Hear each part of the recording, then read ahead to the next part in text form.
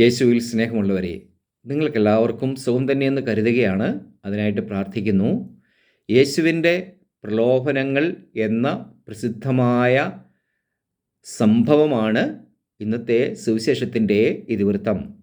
വിശുദ്ധ മർക്കോസ് അറിയിച്ച സുവിശേഷം 1-ാം അധ്യായം 11, 12, 13 വാക്യങ്ങളിലും, ലൂക്ക അറിയിച്ച സുവിശേഷം 4-ാം അധ്യായം 1 മുതൽ 11 വരെയുള്ള വാക്യങ്ങളിലും, മത്തായി അറിയിച്ച സുവിശേഷം 4-ാം അധ്യായം 1 മുതൽ 12 വരെയുള്ള വാക്യങ്ങളിലുമാണ് ഈ സംഭവം വിവരിച്ചിരിക്കുന്നത്. ഇതൊരു സംഭവം എന്നതിലുപരി ഇതൊരു നാടകീയമായ ഒരു ആവിഷ്കാരം എന്ന് കരുതുന്നതായിരിക്കും കൂടുതൽ നല്ലത്. കാരണം എല്ലാ മനുഷ്യരുടെയും ജീവിതത്തിലുണ്ടാകുന്ന ആത്മസംഘർഷങ്ങളെ ഇതേ രീതിയിൽ നമുക്ക് അവതരിപ്പിക്കാനും എഴുതി വയ്ക്കുവാനുമായിട്ടും പറ്റും.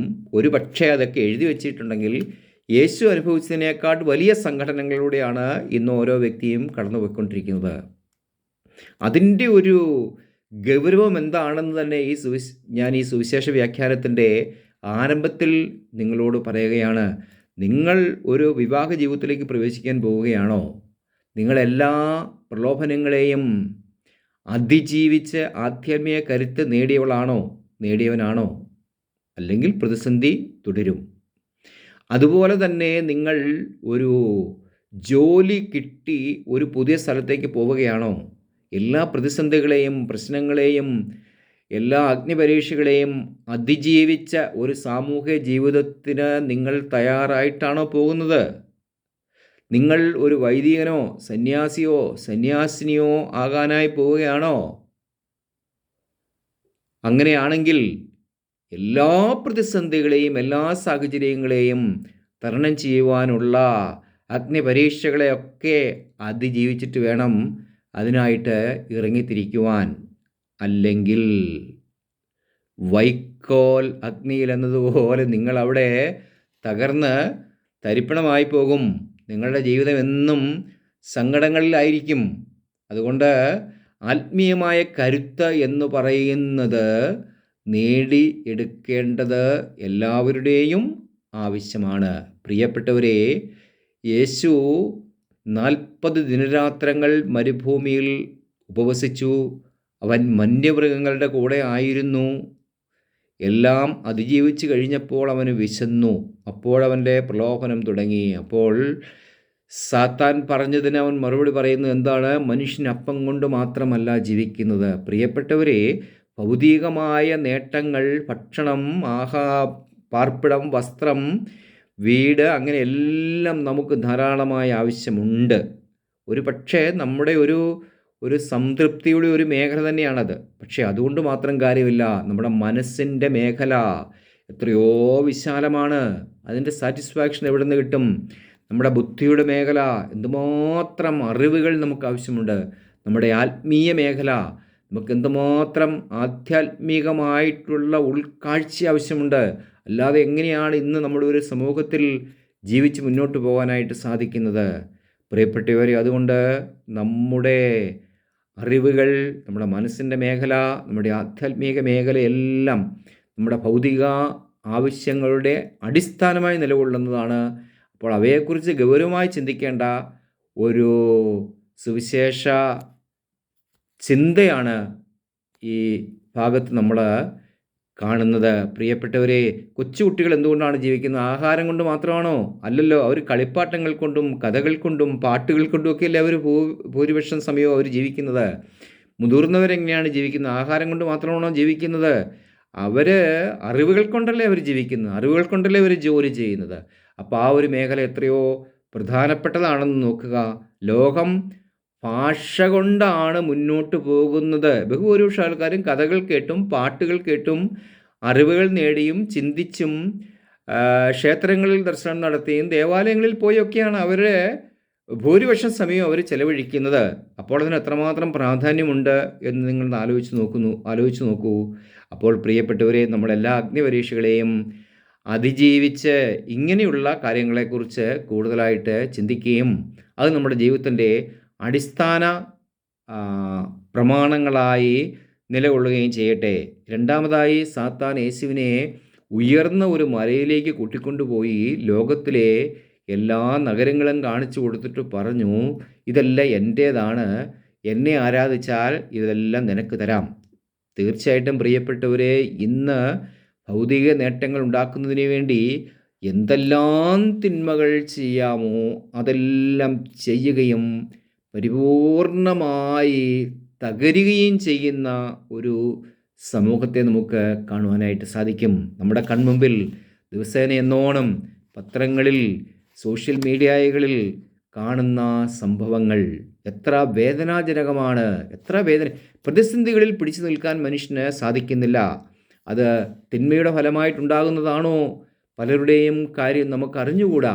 അടുത്ത നാളിൽ ആത്മഹത്യ ചെയ്തു എന്ന് പറയപ്പെടുന്ന ബാംഗ്ലൂരിലെ റോയി ഏതാനും നാളുകൾക്ക് മുമ്പ് ഗൾഫിൽ വലിയ ഒരു കെട്ടിടത്തിൻ്റെ മുകളിൽ നിന്നും താഴേക്ക് ചാടി മരിച്ച ശതകോടീശ്വരനായ ജോയി അറയ്ക്കൽ. എന്താണ് ഇവരുടെയൊക്കെ പ്രതിസന്ധി? ഈ പ്രതിസന്ധികളെ അതിജീവിക്കാൻ അവർക്ക് സാധിക്കാത്തത് എന്തുകൊണ്ടാണ്? മനുഷ്യൻ ബലഹീനനാണ്. അതുകൊണ്ട് ഈ ബലഹീനതകളെ അതിജീവിക്കണം.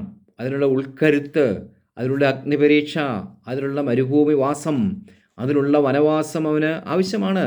യേശുക്രിസ്തു 40 ദിനരാത്രങ്ങൾ ഉപവസിച്ചു, മരുഭൂമിയിലായിരുന്നു, അഗ്നിപരീക്ഷകളെ അതിജീവിച്ചു. ശ്രീരാമൻ 14 വർഷം വനവാസത്തിലായിരുന്നു. വാൽമീകി 1000 വർഷം ഉപവാസത്തിലായിരുന്നു. അങ്ങനെ എത്രയോ മനുഷ്യനെ സംസ്കരിച്ചെടുക്കുക എന്ന് പറയുന്നത് ചെറിയൊരു കാര്യമല്ല. ലോകത്ത് കോടാനുകോടി പുസ്തകങ്ങൾ മനുഷ്യൻ്റെ നന്മയ്ക്കായി എഴുതി വച്ചിരിക്കുന്നു. എന്നിട്ടും മനുഷ്യൻ അധപ്പതിക്കുന്നു. അപ്പോൾ മനുഷ്യൻ അവനെ നിയന്ത്രിക്കണം. അങ്ങനെ ഒരു ക്വാളിറ്റി കൺട്രോൾ അവൻ്റെ ജീവിതത്തിൽ അവന് ആവശ്യമാണ്. അവനവനെ നിയന്ത്രിക്കേണ്ടത് അത്യാവശ്യമാണ്. അല്ലെങ്കിൽ അവൻ തകർന്നു പോകും, അവൻ വീണു പോകും. പ്രതിസന്ധികളിൽ അവന് ഉഴലും, അവൻ നിരാലംബനായി പോകും. അവനൊരു സാധാരണ മനുഷ്യനാണെങ്കിലും, അവനൊരു വലിയ സ്ഥാനത്തിരിക്കുന്നവനാണെങ്കിലും ഈ പ്രതിസന്ധി അവനെ വിട്ടൊഴിയുകയില്ല. പ്രതിസന്ധികളെ അതിജീവിക്കാനുള്ള ആത്മീയ കരുത്ത് പ്രിയപ്പെട്ടവരെ എപ്പോഴും നേടിക്കൊണ്ടിരിക്കുവിൻ. നിരന്തരം അതിനായിട്ട് ശ്രമിച്ചുകൊണ്ടിരിക്കുവിൻ. സാത്താൻ യേശുവിനെ ഉയർന്ന ഒരു ദേവാലയത്തിലേക്ക് കൊണ്ടുപോയി ദേവാലയ ഗോപുരത്തിൻ്റെ മുകളിൽ നിർത്തിയിട്ട് താഴേക്ക് ചാടാൻ പറഞ്ഞു. മാലാഖമാർ താങ്ങിക്കൊള്ളുന്നു പറഞ്ഞു. പ്രിയപ്പെട്ടവരെ, സ്വപ്നലോകത്തിൽ ജീവിക്കുന്ന ബാലഭാസ്കരന്മാർ ധാരാളമുണ്ട്, അല്ലേ?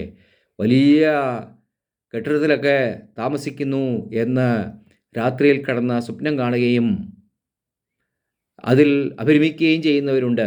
സ്വപ്നലോകത്ത് അങ്ങനെ ജീവിക്കുന്നവരുണ്ട്. അപ്പോൾ രാത്രിയിൽ സ്വപ്നത്തിൽ കുബേരനാവുകയും രാവിലെ എഴുന്നേറ്റ് കുചേലനാവുകയും ചെയ്യുന്ന ധാരാളം ആൾക്കാരുണ്ട്. പ്രിയപ്പെട്ടവരെ, 1000 സ്വപ്നങ്ങളെക്കാൾ നല്ലതാണ് ഒരു പ്രവൃത്തി. ഒരു പ്രവൃത്തിയിൽ നിന്നാണ് അടുത്ത പ്രവൃത്തിക്കുള്ള ഊർജം നമുക്ക് ലഭിക്കുന്നത്. ചില ആൾക്കാർ മുഴുവൻ കാലത്തും സ്വപ്നത്തിലാണ് ജീവിക്കുന്നത്, സ്വപ്നങ്ങളിലാണ് അവർ ജീവിക്കുന്നത്. അതുകൊണ്ട് അത് മാറ്റി പ്രവൃത്തി. എല്ലാവരും ഇന്ന് ലോകത്ത് ഒന്നടങ്കം പറയുന്ന ഒരു കാര്യമുണ്ട്. അറിവ് എന്ന് പറയുന്നത് അത് പ്രവൃത്തിയിലേക്ക് വരണം. പ്രവൃത്തിയിലേക്ക് വരാത്ത ഒന്നും അറിവല്ല. അതുകൊണ്ട് പ്രയോജനമില്ല. അത് വെറും ഇൻഫർമേഷൻസ് മാത്രമാണ്. അത് ഫോർമേഷന്, നമ്മുടെ ജീവിതത്തിന്, നമ്മുടെ പ്രായോഗിക ലൈഫിന് അത് അത്ര അത്യാവശ്യമുള്ള കാര്യമല്ല. എല്ലാ അറിവുകളും നമ്മളെ ഒരു പ്രവൃത്തിയിലേക്ക് നയിക്കട്ടെ. പ്രിയപ്പെട്ടവരെ, മനുഷ്യൻ ജീവിക്കുന്നത് കഥകൾ കൊണ്ടും പാട്ടുകൊണ്ടും ചിന്തകൾ കൊണ്ടും അതുപോലെ പുതിയ അറിവുകൾ കൊണ്ടും അതിൻ്റെ പ്രായോഗികത കൊണ്ടും ഒക്കെയാണ്. അപ്പോൾ അങ്ങനെയൊക്കെ സന്തോഷത്തോടെ ഭൂമിയിൽ ജീവിക്കണമെങ്കിൽ എല്ലാവിധ പ്രലോഭനങ്ങളെയും അതിജീവിക്കുവാൻ വേണ്ട ആത്മീയമായ കരുത്ത് നമ്മൾ നേടണം. മതജീവിതം എന്ന് പറയുന്നത്, ആത്മീയ ജീവിതം എന്ന് പറയുന്നത് വെറും ഒരു സ്വപ്ന ജീവിതമല്ല, പ്രായോഗികതയാണ് ദൈവം അനുഗ്രഹിക്കുന്നത്. മുട്ടിൽ കിടന്നെഴഞ്ഞ് പ്രാർത്ഥിക്കുന്നവനെയല്ല, എഴുന്നേറ്റ് ജോലി ചെയ്യുന്നവനെയാണ് ദൈവം അനുഗ്രഹിക്കുന്നത് എന്ന് നിങ്ങൾ അറിയണം. കർത്താവേ കർത്താവേ എന്നെ വിളിക്കുന്നവനല്ല, എൻ്റെ സ്വർഗസ്ഥനാ പിതാവിൻ്റെ ഇഷ്ടം നിറവേറ്റുന്നവനാണ് സ്വർഗരാജ്യത്തിൽ പ്രവേശിക്കുന്നത്. നിങ്ങൾക്ക് ശാന്തിയും സമാധാനം അനുഭവിക്കണമെന്നുണ്ടോ? നിങ്ങൾ ഈ ഒരു പ്രായോഗികമായിട്ടുള്ള ആധ്യാത്മികതയിലേക്ക്, ഈ പ്രായോഗികതയുടെ ആധ്യാത്മികതയിലേക്ക് നിങ്ങൾ മാറുവിൻ. ദൈവം നിങ്ങളെ അനുഗ്രഹിക്കും. ഈ നോമ്പുകാലം മുഴുവൻ ഉപവാസത്തിലൂടെയും പ്രാർത്ഥനയിലൂടെയും പരിത്യാഗ പ്രവർത്തികളിലൂടെയും ഒക്കെ ആത്മീയമായ കരുത്ത് നേടുവിൻ. ദൈവം നിങ്ങളെ അനുഗ്രഹിക്കും. Thank you.